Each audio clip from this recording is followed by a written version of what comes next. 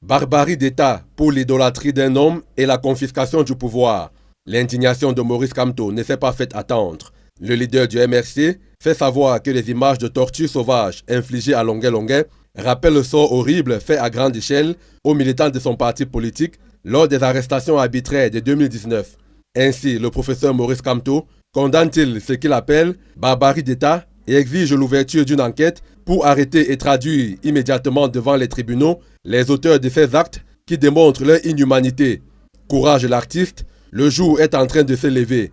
Encore un peu de patience, a conclu Maurice Kamto. Cabral Liby retient la cruauté d'une poignée de commandants de la République. Le président du PCRN écrit « La cruauté, fille aînée de la bordélisation de la République, où quand un groupuscule se croit tout permis avec l'autorité de l'État.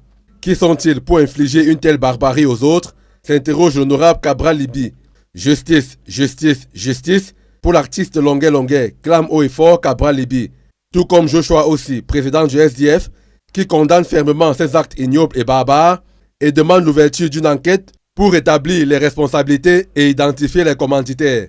Pour sa part, Jean-Michel Nietzsche, président du Front pour le changement du Cameroun, souligne que la torture horrible et inhumaine de l'artiste Longué Longué est inacceptable.